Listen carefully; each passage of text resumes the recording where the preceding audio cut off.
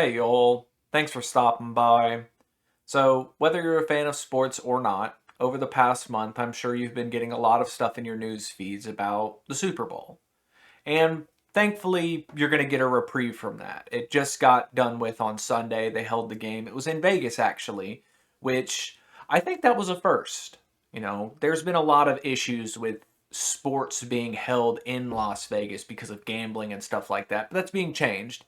And it certainly reflected in the nature of the Super Bowl. It was a much more spectacular event than the previous ones. And it seems like this year there was a larger focus on it of news agencies and certain talking heads sort of bringing up sports that wouldn't normally talk about it. And this isn't surprising to me. There's a lot of factors that went into that. I think most notably is this whole Travis Kelce and Taylor Swift relationship. People have said that this is, it's manufactured. Some people said that it was, it's all scripted. It's supposed to, drive up sales. It certainly put more eyes on the NFL than would have been on there otherwise, and led to a lot of pretty wild conspiracy theories from conservative people, mostly, about, you know, Taylor Swift being an op for the CIA. And regardless, there was a lot of focus on sports this year, and especially in the last month or so. And as the Super Bowl kicked off, it went, I guess, as expected. Some people sort of foresaw this ending coming. The halftime show was full of events that were, I think, catered towards people of my age demographic. The ads were ads. I don't think those were very good. There was one in particular for the nation of Israel that I thought was a little out of place. I know Super Bowl ads cost a lot of money and all that, and I thought it was kind of weird to see, I think it was two spots that they had during the Super Bowl while our Senate and Congress is arguing about sending them, a few billions of dollars in aid. But they got money to pay for Super Bowl ads. And as the Super Bowl ends, the official account for the President of the United States tweets out a meme, one of these dark brain things, him with the laser eyes. And it said, just like we wrote up. Which, again, like I said before, there are lots of people who figured this was going to be scripted. It's the score was already decided sort of deal. I don't necessarily believe that, but I get that's the joke that was being made.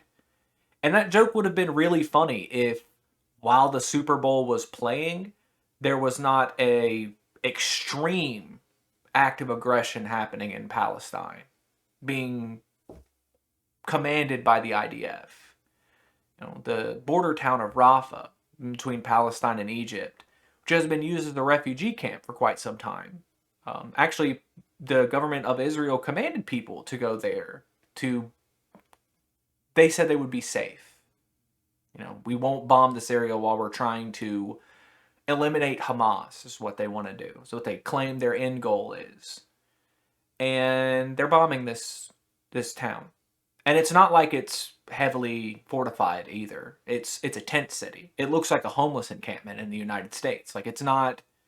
That was the picture in the thumbnail, if you were curious about what that is. That wasn't people camping out for the Super Bowl.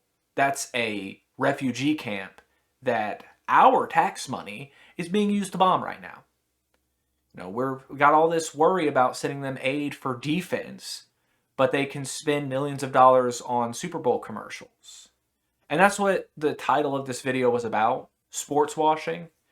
It's this idea that sports are only a distraction. People of the left will often say that. It's why you don't get many lefties who are into sports, because it's all this distraction from, class warfare. And I would be willing to even extend that most of your hobbies are frivolous when it comes to class war.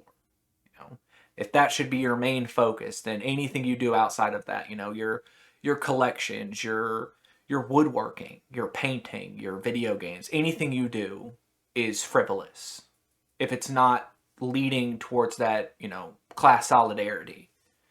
Now, I'm not going to tell you to give up your hobbies. I think it's important for you to have some release.